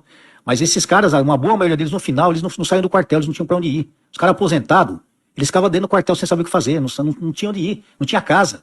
Alguns pediam pra dormir dentro do quartel. Eu, quando era comandante, eu deixei um monte de dormir no quartel aposentado, porque não tinha onde dormir, cara. É justo isso? O cara sargento aposentado, o tenente aposentado, não tinha onde dormir, não tinha uma família. Entendeu? Entendeu? Não vou citar nomes aqui, mas é a realidade. Sim. E tem gente que ainda não acordou pra isso, tem gente que ainda acha normal isso e continua fazendo isso. Então pensem bem nisso, a vida passa e passa assim, ó. Quando você vê, você tá com 30 anos de polícia. Eu tô que a gente, quando é novo, a gente tá naquele negócio de polícia, de ocorrência, fora, se tá, como é comigo é assim. Entendeu? Deixa a família, meus filhos pequenos, às vezes eu ficava 2, 3 dias em viatura, entendeu? Sumia, ficava em ocorrência, bico todo dia. Era um dia na polícia, um dia no bico, ficava semanas sem fim, fiquei anos sem final de semana. Mas minha mulher segurou o reggae, tá comigo até hoje, mas muitos não são assim, né, irmão? Já que nós estamos falando de polícia, é muito legal falar em ocorrência e tal, mas todos os policiais, todos, sem exceção, tem que entender que sem família a gente não é nada, irmão. Não é nada, cara. Você chega à noite numa ocorrência, num tiroteio, numa cana, numa briga na rua que você teve, num vagabundo que você tem que rolar no chão pra pegar, é na sua casa que você vai chegar, conversar com seus filhos e dar uma calmada, entendeu? Voltar com os amigos. Às vezes chega e ainda briga com a mulher, os caras, entendeu? Outros vão pra Gandai, esquece que tem mulher em casa. Não pode, cara. Não tô dando não é moralismo isso não, cara. Não tô querendo ser moralista pra ninguém, não. Cada um cuida da sua vida, entendeu? Mas eu tô falando pra vocês com experiência de vida. Porque o que eu vi de colega acabar na sarjeta, gente, policiais maravilhosos, honestos, trabalhadores, guerreiros. Quantos acabaram na sarjeta? Um monte, um monte. Porque não souberam garantir a vida da família, não souberam preservar a família. E eu não desejo isso pra ninguém, de verdade. Cara que se matou dentro do quartel, entendeu? Perdi muitos polícias no suicídio. Aí você vai ver o que que é. O cara tinha 3, 4 mulheres, o cara não dava conta não aguentava mais pagar as dívidas, entendeu? O cara, sei lá, o cara não cuidava da mulher, a mulher traía ele, queria culpar a mulher. O cara que não cuidou da mulher, porra. Então a família tem que ser preservada, custe o que custar. A primeira coisa na vida de um policial militar tem que ser a família. No policial militar não, perdão. A vida de um policial tem que ser a família. Todos os policiais. Coronel Bastos, impressionante, hein, esse depoimento. É verdade, a gente pega essa fala de alguém que não está falando necessariamente dessa perspectiva profissional da saúde mental, mas dá uma lição de vida. Bem do jeitão militar, né? Mas é uma lição de vida. Fantástico. Tá certo. Então, Rodrigo, podemos abrir para a participação. Isso. Tem alguns participaram lá pelo Instagram também, viu? É, Tem as uma- observações, as é, perguntas. teve o Major Antônio, que é da PM, participou lá, Maicon Raul, que é oficial do Bombeiro Militar, também participaram lá. Teve o Coronel Moura, que entrou também. Então, várias pessoas entraram por lá. E aqui nós temos algumas. O Gladson já levantou a mãozinha ali, ó. Aqui nós temos a participação de várias pessoas, e eu quero chamar aqui para ter uma palavra o Coronel Cardoso, né? Ele teve um probleminha com a internet, e ele pediu para a gente chamar ele para poder ele estar dando a palavra para nós. Ele teve lá, vamos ver se ele vai conseguir. Já pedi para ele aqui. Aonde que está? Ah, não, o Gladson pediu para. Então, aqui, enquanto o pessoal não entra, o Márcio Antônio aqui deu os parabéns para o Coronel Bastos, excelente exposição que contribuirá para a prevenção do suicídio em todas as forças de segurança pública, policial penal em Goiás. Márcio Antônio Siqueira. E Um pastor abraço. dirigente na Assembleia de Deus, Ministério Fama em Goiânia. Conheço bem. Um abraço, meu amigo. Obrigado pela sua É, palavra. O Jackson quer parabenizar a equipe pela iniciativa e a importância do assunto abordado. Parabenizo ao Coronel Basso pela competência na sua apresentação. O ser humano, o meio e suas complexidades. A necessidade de um olhar apurado, né? A disposição em perceber e a capacitação para prover a ajuda necessária. O Jackson é Obrigado. oficial do Exército, viu, o veterano? É, Ele é é, capelão. Um abraço, Jackson. Obrigado pelas suas palavras. coronel não chamou ainda. Hum, Então, enquanto isso, o Gladson poderia falar, né? isso, poderia, né? Enquanto o Coronel Cardoso entra. Pode falar, capelão Gladstone. Muito obrigado pela oportunidade. Não poderia fazer diferente também de cumprimentar aí também meu querido professor, e arrisco até dizer agora amigo. Estivemos juntos no encontro dos militares cristãos lá em Vitória, Espírito Santo, mais precisamente Guarapari. Prezado professor Ailton, comungo com uma explanação que o senhor deu certa feita sobre o capelão e a assistência religiosa, pela coerência com o histórico da capelania religiosa via militares no Brasil.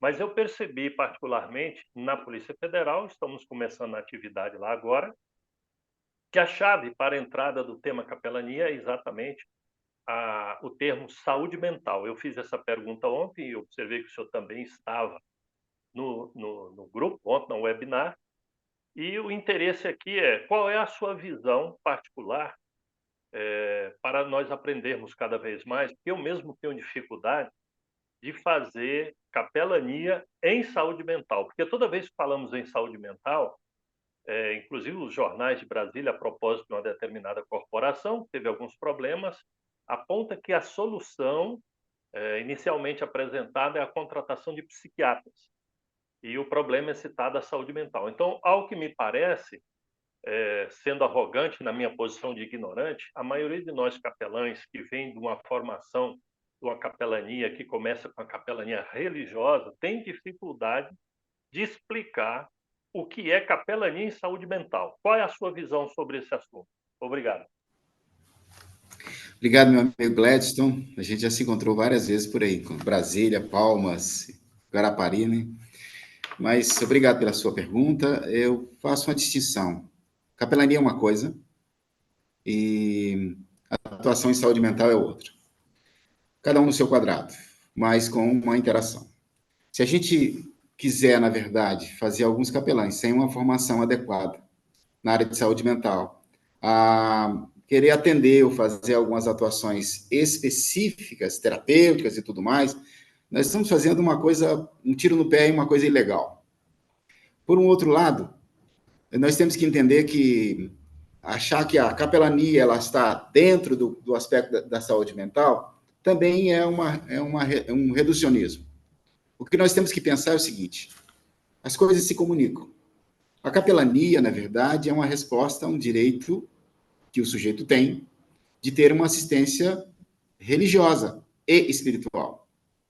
E está mais que provado, e não só do ponto de vista empírico, mas também pelas pesquisas, que essa questão da saúde espiritual, ou uma espiritualidade emocionalmente saudável, é uma contribuição significativa para a saúde mental. Mas não dá para poder confundir as coisas. Elas se comunicam, se ajudam. Pode ser que do ponto de vista de gestão, pode ser que do ponto de vista organizacional, que alguém, ao contemplar um serviço de capelania, coloque a atuação da capelania como parte integrante de um serviço de saúde mental. E aí nós temos que entender os limites de cada instituição, ver o que é possível fazer, entendendo que capelania é, em última análise, assistência religiosa e espiritual, que pode dar uma contribuição expressiva para a saúde mental da tropa. Muito bem, agora eu quero trazer aqui para nós o Coronel Comandante Cardoso, que é presidente da ASOF, para falar conosco.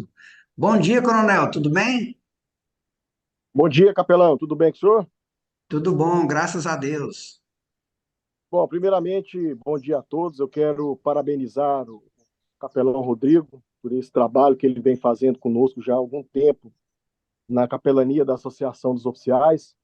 Nós somos a única associação em Goiás que tem esse trabalho, que é um trabalho que visa trabalhar o oficial, o militar e a família como um todo, tanto na questão religiosa, quanto na questão mental, quanto na questão de assistência à saúde, né? A nossa ideia em fazer essas webinars é de estar dando mais visibilidade a esses temas.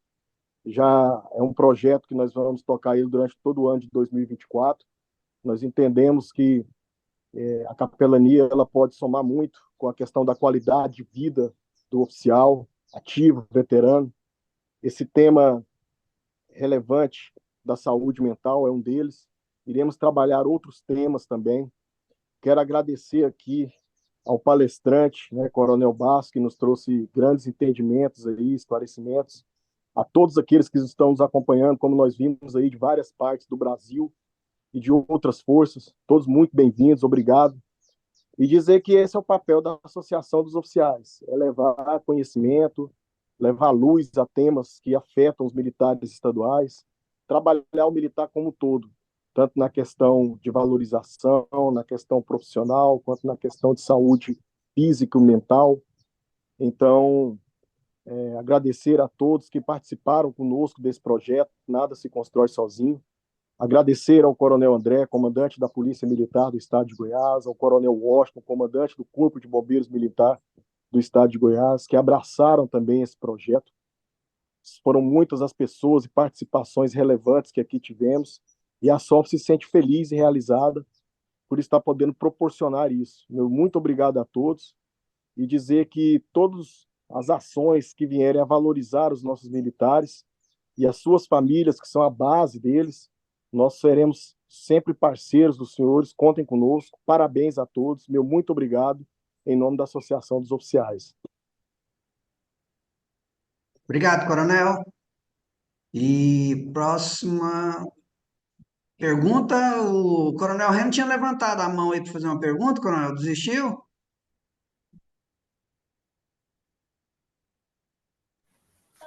Tá mudo? Não, desisti Aí, não.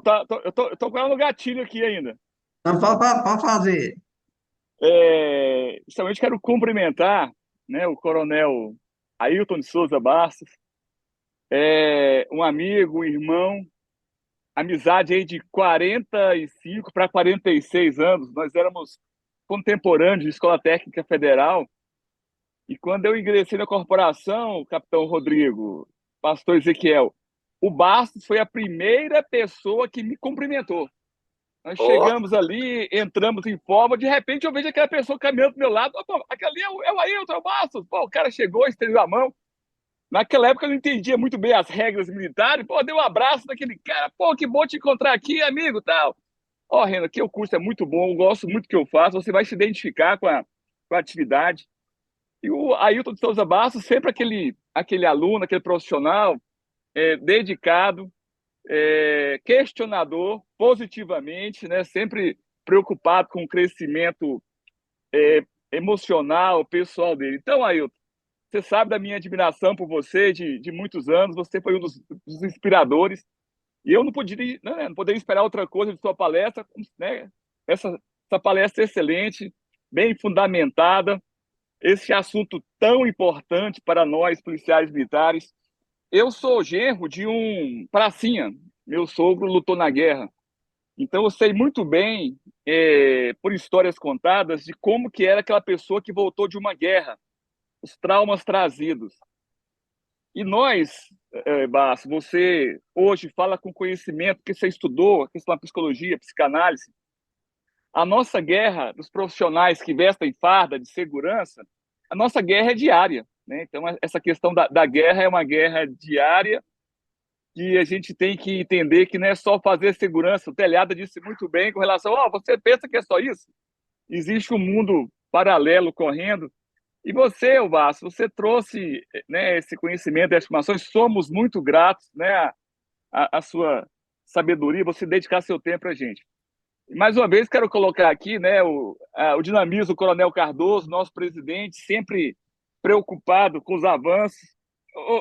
O Basso, eu te falo que o Cardoso é parecido comigo, com você, cara, sempre querendo trazer novidades, sempre dinamizar, adaptar, colocar a corporação nos tempos modernos.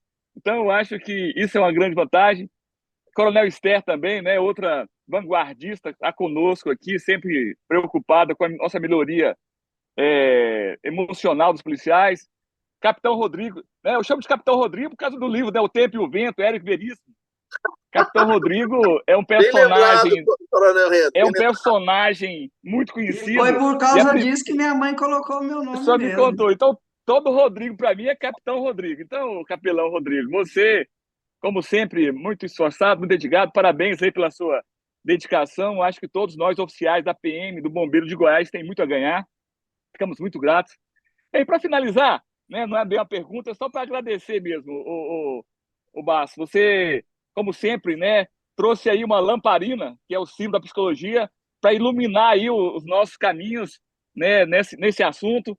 Nós queríamos ter aqui, eu já disse isso ontem, nós queríamos ter aqui 500 pessoas nessa sala participando pela grandeza, pela importância que esse assunto traz.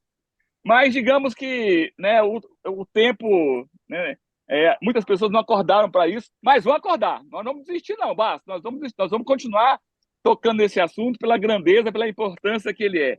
Então, meu irmão, permita dizer meu irmão, né? Porque, cara, 45 anos, 46 anos não é pouco tempo, não, né? Então, muito obrigado. Que Deus continue te abençoando, te iluminando nessa sua caminhada né, no estudo dos mistérios da alma. Temos muita coisa para estudar nessa área. E eu sou seu discípulo, cara. Você sabe disso. Estamos te acompanhando aí para onde você estiver. Às vezes, longe dos olhos, mas muito perto do coração, né? Pelos laços de amizade que nos unem. Meu irmão, um abraço aí mais uma vez. Que Deus te abençoe sempre. Obrigado. Obrigado, Coronel Reno. Antes de passar. Não, pode falar, mas Coronel, perdão. é importante a gente fazer essa interação humana aqui, é um ponto alto desse encontro. Eu me senti honrado de falar à instituição, por exemplo, eu sou associado da SOF há muitos anos, né? Desde a época da academia. Mas reencontrar pessoas como o Coronel Reno, ele mencionou que nós nos encontramos na Escola Técnica Federal, depois nos encontramos na academia, e eu já estava servindo na academia, eu era chefe da seção de Educação Física e Desportos, e o Reno colocou na cabeça que queria criar lá a Associação Atlética Acadêmica, e fez um trabalho excepcional, quer dizer, já despontou lá no início, e nós temos uma amizade de longa data. E eu quero fazer um recorte até do ponto de vista da própria visão cristã, visão de capelania. Eu sou evangélico, o Reno é católico, mesmo sendo pastor, o Reno me chamou algumas vezes para ir falar encontro de casais da Igreja Católica, porque nós temos essa compreensão, o senso de missão, a compreensão dos valores e o respeito para com o ser humano, para além dos títulos. Não é o título de capelão, não é o título de pastor, não é o título de coronel. Quando ele diz irmão, às vezes ele está de longe, mas eu acompanhei o Reno, quando ele foi fazer a caminhada de Santiago de Compostela, eu acho que eu cansei quase tanto quanto ele passou lá, não sei, 40 dias caminhando. E tenho acompanhado muitas coisas que ele tem feito. Eu fico feliz de ver pessoas como o Coronel Reno aí na ASOF. Isso não é só rasgação de seda, não. Isso, na verdade, é para demonstrar que a vida é feita de relacionamentos. E nós somos, isso é uma retomada até do assunto da nossa palestra, nós somos felizes ou infelizes, não são nos nossos títulos, não é na conta bancária, são nos nossos relacionamentos. Reno, obrigado pela sua amizade e temos muito que caminhar juntos. Deus abençoe, meu irmão. Coronel Reno, tem outro capelão aqui te cumprimentando, amigo seu, o capelão Hudson, está participando. Não, peraí. Gente, o Hudson, ele é mais antigo de amizade do que o Coronel Ailton. O Hudson, nós somos amigos de adolescência, de infância, né? Essa pessoa maravilhosa que a gente conhece hoje, eu já conheci lá com os 10, 11 anos de idade. Meu irmão, meu amigo, quer dizer, ficamos longe algum tempo, mas sempre próximo, sempre, né, relacionando. O Hudson, ele é um pastor desde criança. Esse tem o evangelho, ele tem o evangelho cristão dentro dele. É uma coisa familiar. Ele é cristão. E nossa amizade, né, minha família é muito católica. Cara, isso nunca nos impediu do Hudson estar lá, participar. Então, ele, né, sem dúvida, é um das personagens da minha vida. Obrigado, meu irmão Hudson. Um abraço. Pessoal, quero informar vocês aqui, alguns já até fizeram a pergunta, nós vamos emitir o certificado sim, tá? Então, vocês podem, aqueles que têm interesse, podem entrar em contato conosco, que nós vamos emitir o certificado do dia de ontem, para quem participou ontem e do dia de hoje para quem participou hoje, tá? Como é que tá aí? Nós conseguimos aí fazer tem uma, duas, três perguntas aqui. Né, duas, porque uma já foi respondida, que é sobre o certificado, né? Tem uma da Paula Alves, que perguntou: o Coronel Basso nos traz uma reflexão profunda, rica e realista, ressalta a complexibilidade sistêmica, subjetiva, subliminar e sutil do assunto, que é o valor da vida, e nos deixa a reflexão: qual o real valor da vida? Ela deixou no ar aí, boa pergunta. A vida vale mais do que o mundo inteiro, né? Muito bom. O capelão Hudson parabeniza o coronel Ailton, não, pela excelente exposição. Além de um irmão, é também um professor excepcional.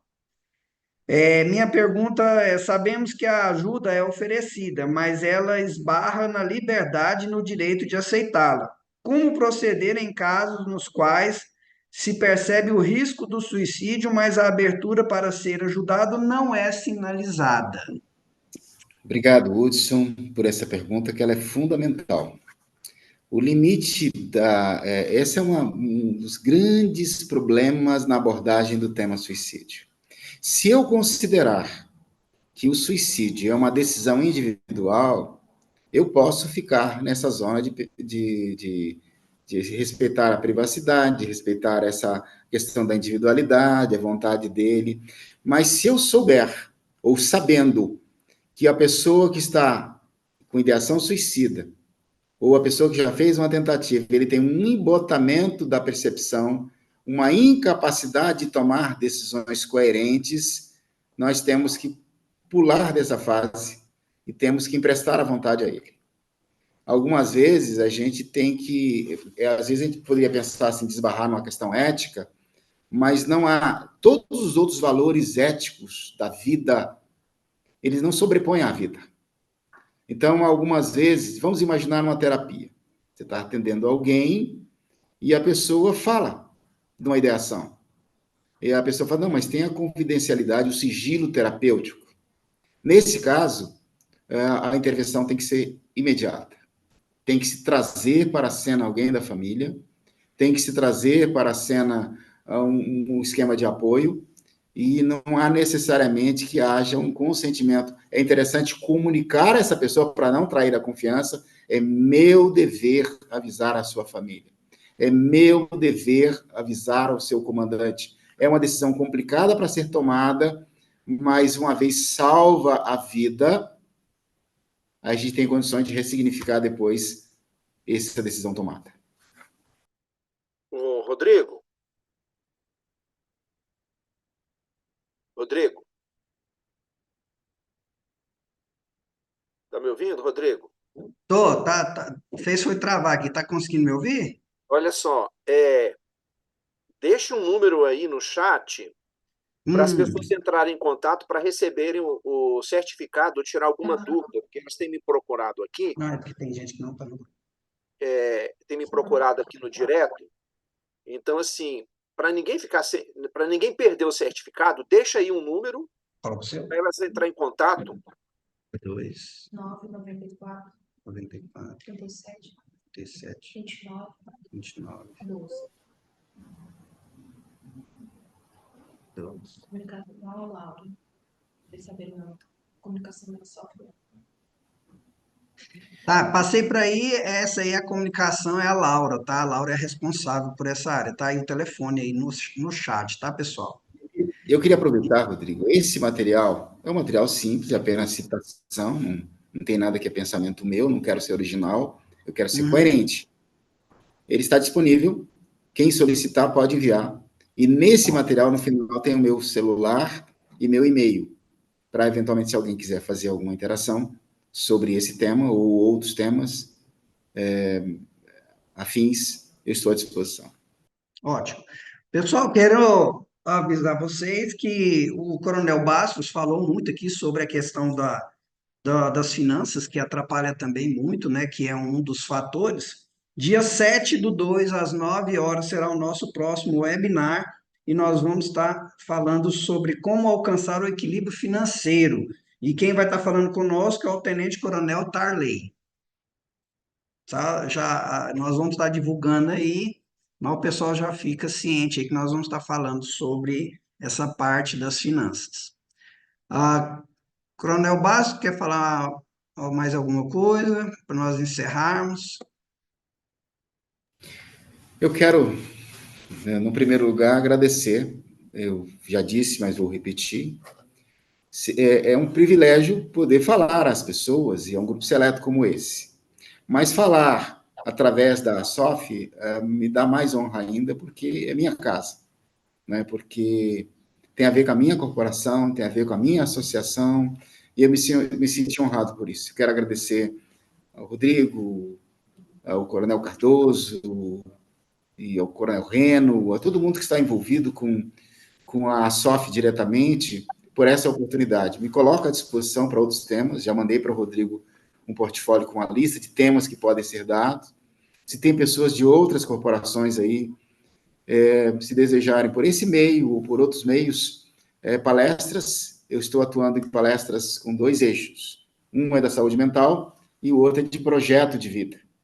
Então, tem uma lista de assuntos que não são os temas fechados. Na verdade, os assuntos são as referências para que a gente possa construir a palestra personalizada. Obrigado. E realmente foi uma honra para mim estar aqui com vocês. Capelão Brasil, quer falar alguma coisa? Sim, eu gostaria de chamar, Rodrigo, o capelão Marco para fazer o convite para o Congresso da União, Sim. da União dos Militares. Ele poderia abrir o vídeo, Sim. compartilhar o convite, o capelão Marco Aurélio, compartilhar as informações sobre o Congresso da União Internacional dos Militares, que será no Tocantins.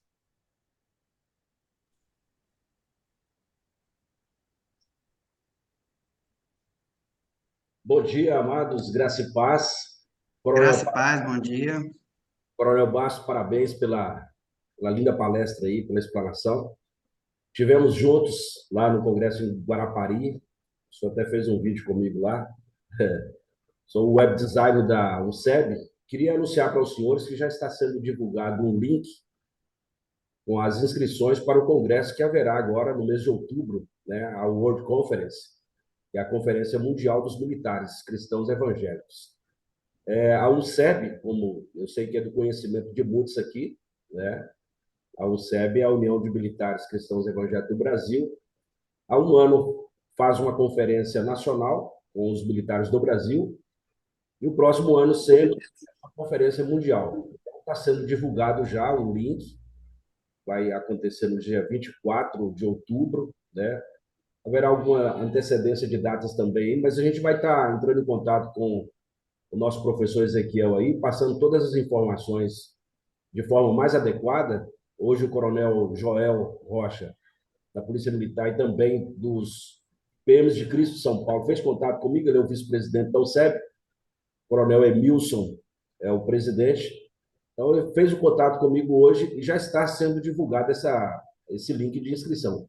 Eu só vou estar atualizando melhor dessa finalidade aí, e está passando para os senhores. Esse congresso é só para os militares, mas haverá militares de todo do Brasil e também de todo o mundo, tá? Uma conferência mundial vai ser fantástica. Então, já aproveito e ensejo aqui para convidar os senhores para participarem conosco em Águas de Lindóia. Fantástica a estrutura, o Hotel Majestic, tá?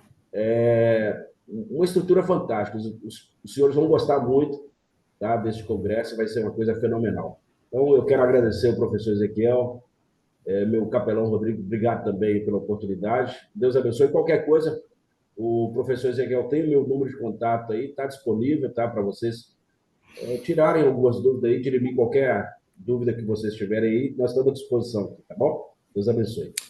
Obrigado. Rodrigo, posso dar um alô para o Marco? Marco, obrigado pelas suas palavras. Só acrescentando sobre esse Congresso Mundial dos Militares, ele acontece a cada 10 anos. E pela primeira vez vai acontecer aqui na América do Sul e vai ser aqui no Brasil. Quem perder agora vai ter dificuldade de ir no próximo, né? Então, é imperdível. Obrigado. Obrigado. Ô, Rodrigo, Sim. parabéns aí pela condução. Você está aprovado, viu, Rodrigo? Como meu discípulo, você está aprovado, viu? Pois é, Vou te dar nota 9. Te dou ouvir do nota meu 9. discipulador é bom. Aí, ó. O Coronel Reno também está aprovando aí, viu? A atuação sua aí, brilhante, viu? Obrigado, gente. A gente vai preocupar em melhorar cada dia mais. Parabéns, viu, Rodrigo? Eu fico muito feliz com a iniciativa aí do Coronel Cardoso, da SOF, e pode contar com o Ministério Pão Diário para outras iniciativas semelhantes a essa, viu? Tá É um bom. prazer estar com todos vocês aqui, revendo amigos também de longe, né? E essas lives, esses webinars, eles possibilitam a gente matar a saudade, ver amigos de vários lugares do Brasil aqui no encontro como este, né? E a oportunidade de rever meus alunos do Brasil inteiro. É fantástico isso, não tem preço que se pague.